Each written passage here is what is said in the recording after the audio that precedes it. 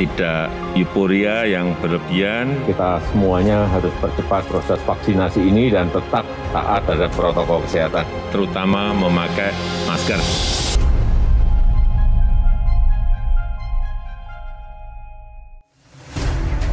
Guys, katanya nih Peduli Lindungi itu buatan Singapura. Yang bener aja. Ada juga katanya nih 2 tahun pandemi COVID-19 rencananya untuk depopulasi dunia. Wih, bener nggak tuh? Ada lagi nih, katanya sertifikat vaksin bisa untuk isi BBM gratis. Wow, menyenangkan. Tapi bener nggak sih? Semuanya akan dikupas secara tuntas oleh Popon Kerok dalam Bener Nggak Sih?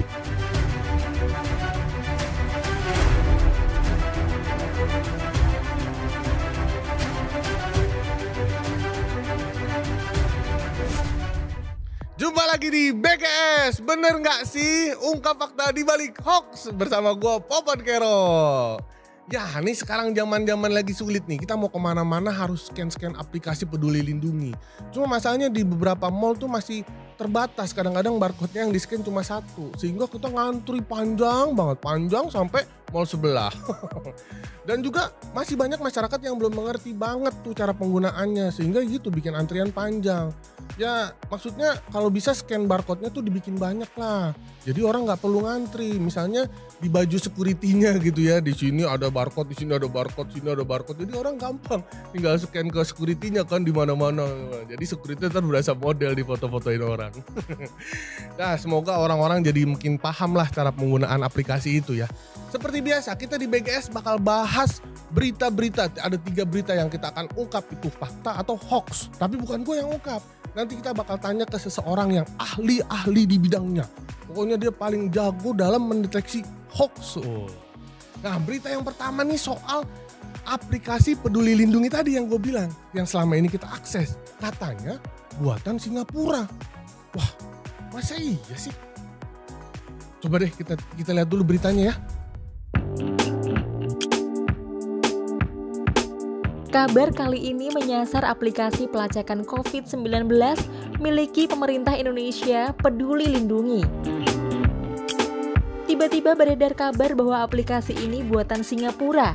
Asal mulanya, sebuah akun Facebook bernama Kanjut mengedarkan kabar ini pada 14 September 2021.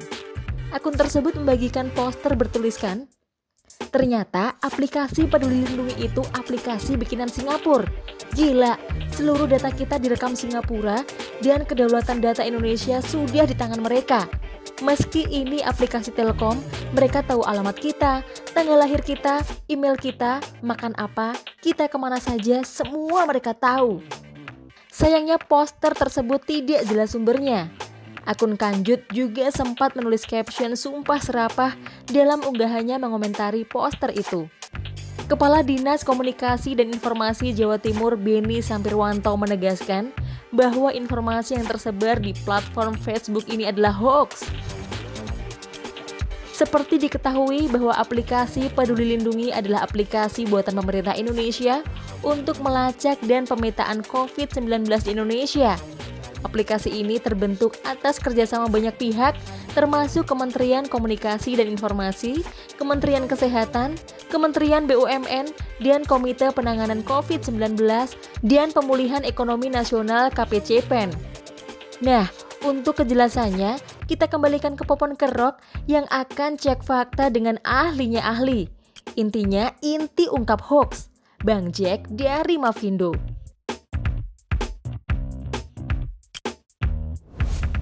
Itu tuh katanya buatan Singapura. Terus datanya bisa bocor ke Singapura. Wah, berarti nanti gue bisa terima miss call nih dari orang Singapura ya. Ada yang miss call nomor gue gitu maksudnya. Kita coba tanya aja deh. Kita langsung tanya nih ke ahlinya, yaitu kita ada Bung Zek selaku Ketua Presidium Masyarakat Anti Fitnah Indonesia. Halo Bung Zek. Halo Popon. Iya, apa kabar Bung Zek? Baik, alhamdulillah. Nah, tadi ada berita tuh Bung Zek tentang aplikasi Peduli Lindungi yang katanya buatan Singapura. Gimana tuh Bung Jack? Itu fakta atau hoax tuh Bung? Ya Popon, jadi kemarin sempat beredar informasi yang menyebutkan bahwa aplikasi Peduli Lindungi yang saat ini sudah digunakan oleh jutaan orang Indonesia itu katanya buatan Singapura dan juga data-data kita itu dikuasai oleh Singapura. Tentu saja informasi ini meresahkan kan. Nah, hal ini kemudian diklarifikasi salah satunya oleh juru bicara Kementerian Kominfo Republik Indonesia yaitu Pak Deddy Permadi yang menjelaskan bahwa aplikasi Peduli Lindungi ini adalah 100% karya anak bangsa. Ia dibuat oleh PT Telkom yang bekerja sama dengan pemerintah dan data-data kita itu tidak ditaruh di Singapura. Jadi data-data kita itu disimpan di server di Indonesia dan dilindungi dengan keamanan yang ada dibuat oleh kawan-kawan dari PT Telkom. Demikian Popon. Oh gitu Bung Jack. Tuh teman-teman, jangan apa-apa kalau ada aplikasi bagus bilangnya buatan luar. Orang kita juga bisa bikin ya Bung Jack ya. Nah, berita kedua tuh soal 2 tahun pandemi COVID-19 Desember ini. Katanya corona ini terkait dengan rencana depopulasi jumlah penduduk di dunia. Wah, bener kan nih ya? Coba kita lihat dulu beritanya.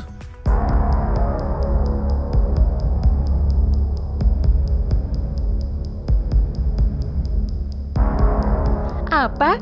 COVID adalah strategi depopulasi dunia? Mengerikan sekali. Tentu saja kabar ini sontak membuat gempar jagat maya.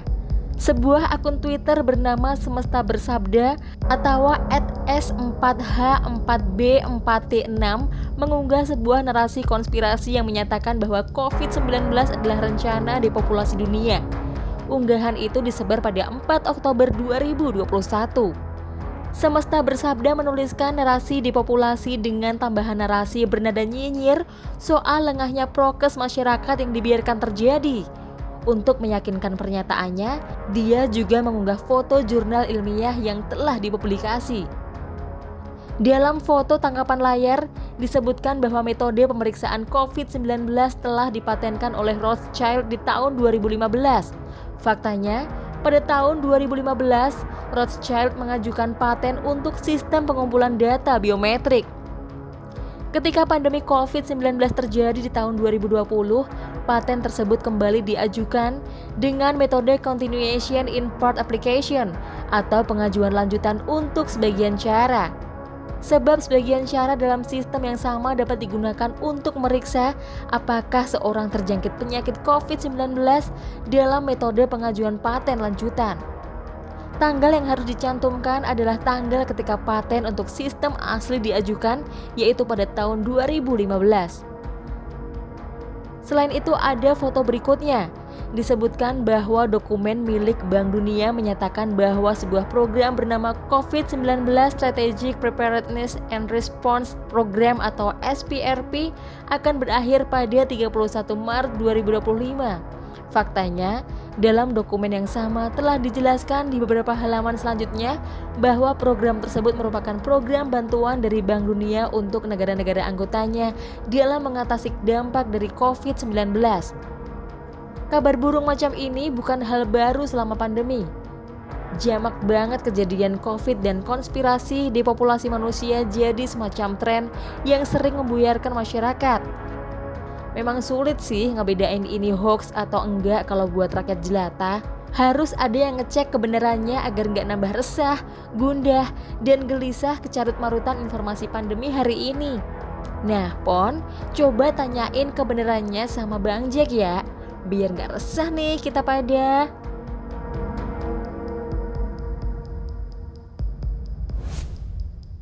Waduh, ngeri juga ya. Ini siapa yang ngerencanain mau depopulasi nih? Orangnya kayaknya mau hidup sendiri aja deh, nggak ngajak-ngajak kita nih. Coba kita tanya ke Bung Jack dulu nih. Gimana nih Bung Jack tentang berita yang kedua? Katanya corona itu terkait dengan rencana depopulasi penduduk di bumi. Ya Popon, jadi isu bahwa COVID-19 itu adalah bagian dari rencana elit global kayak WHO lah, kemudian juga Bank Dunia lah gitu ya untuk melakukan depopulasi dunia itu berulang kali muncul ya, termasuk salah satunya di sini kan, ini ada satu akun Twitter yang menyebutkan bahwa penerapan protokol kesehatan dan seterusnya termasuk vaksin itu adalah bagian dari agenda depopulasi. Nah, ini adalah informasi yang menyesatkan ya kalau misalnya kita tengok ke dalam postingan yang dibuat di Twitter itu klaimnya itu jelas-jelas sesat ya. Yang pertama adalah dia mengutip atau men-screenshot sebuah paten oleh perusahaan Rothschild ya di tahun 2015. Faktanya paten yang dimasukkan oleh perusahaan itu adalah terkait dengan data biometrik, bahwa kemudian ketika pandemi COVID-19 itu berlangsung, Rothschild kemudian melanjutkan paten itu untuk menangani situasi pandemi COVID-19. Tetapi tidak bisa disimpulkan bahwa Rothschild itu termasuk bagian dari upaya merencanakan pandemi COVID-19. Demikian juga ada beberapa foto yang lain, yang salah satunya adalah terkait dengan Bank Dunia yang menyatakan sebuah program yang namanya adalah COVID-19 Strategic Preparedness and Response Program yang akan berakhir tanggal 31 Maret 2025. Itu kan kalau menurut mereka disebut bahwa pandemi COVID ini sudah didesain oleh Bank Dunia dan akan selesai di tahun 2025 begitu. Padahal faktanya informasi itu sama sekali sudah menjelaskan bahwa program itu adalah merupakan bantuan dari Bank Dunia kepada negara-negara anggotanya dalam mengatasi dampak pandemi COVID-19. Tidak ada kaitannya dengan merencanakan pandemi ataupun melakukan depopulasi depopulasi masyarakat dunia. Demikian Popon klarifikasinya. Oh iya, wah untung aja ada Bung Jack nih, kita jadi nggak takut lagi nih, tenang, nggak ada tuh rencana depopulasi, aman-aman aja. Kita lanjut ke berita yang ketiga nih. Nah, berita yang ketiga nih sebenarnya gue juga ngarepinnya kayaknya bener nih, jangan hoax gitu, karena sangat enak gitu katanya di sertifikat vaksin di daerah Aceh sana kalau dibawa ke SPBU kita bisa dapat BBM gratis, kan enak banget ya. Coba kita lihat dulu di berita aja nih.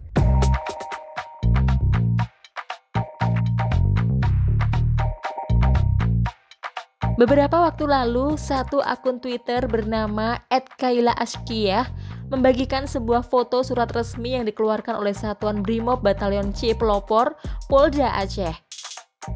Surat resmi ini terkait dengan upaya percepatan vaksin di wilayah Trumon Raya, Aceh Selatan. Surat tersebut memuat beberapa poin kebijakan, salah satunya ialah kebijakan terkait dengan pemberlakuan sertifikat vaksin sebagai syarat untuk pembelian BBM di SPBU.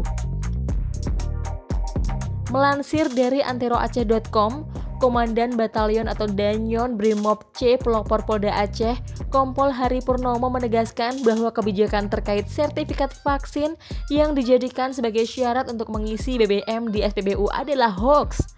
Sementara itu, dalam detik.com, Kabid Humas Polda Aceh Kombes Winardi menyatakan bahwa surat yang beredar tersebut hanyalah bersifat usulan dari hasil rapat Forkopimcap dan Kepala Desa Setrumon Raya.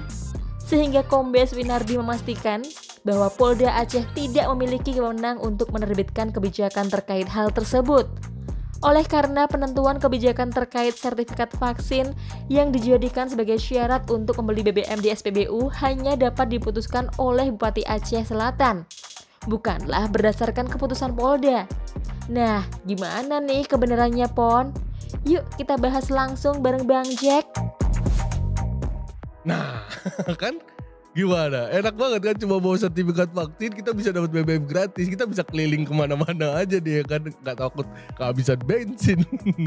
Tapi kita tanya dulu ke Bung Jack nih, gimana? Bener gak nih beritanya? Hoax atau fakta Bung Jack? Ya, informasi yang menyebutkan bahwa sertifikat vaksin itu menjadi syarat pengisian BBM itu adalah informasi yang keliru ya, bahwa di akun Twitter itu ia mengunggah sebuah screenshot ya, foto ya dari sebuah surat yang berkop kepolisian di sana. Dan itu disebut sebagai bukti bahwa kalau nanti mengisi BBM itu nanti harus menggunakan syaratnya adalah membawa sertifikat vaksin. Nah, faktanya surat itu barulah merupakan usulan ya dari kepala-kepala desa dari forum komunikasi ya antar pimpinan kecamatan yang ada di sana. Jadi itu adalah sifatnya usulan dan itu bukan kebijakan. Jadi kalau yang namanya kebijakan itu bukan dikeluarkan oleh kepolisian tetapi dikeluarkan oleh pemerintah daerah setempat. Jadi sampai saat ini itu tidak ada kebijakan yang muncul dari pemerintah daerah setempat terkait dengan kewajiban menggunakan sertifikat vaksin untuk pengisian badan BBM ya. Jadi itu adalah informasi yang tidak bisa dipercaya. Demikian. Nah itu dia tadi tuh, nggak jadi lah kita dapat BBM gratis, kerja makanya biar bisa punya duit buat beli BBM ya. Dan itu tadi konfirmasi 3 berita kita hari ini. Terima kasih juga Bung Jack udah bantuin kita ngasih tahu mana berita fakta mana hoax.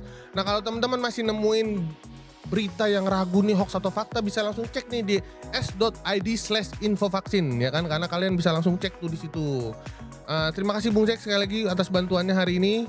Sama-sama Popon. Iya, nah netizen, kita ketemu lagi di BGS episode selanjutnya bersama gua Popon Kerok. Dadah.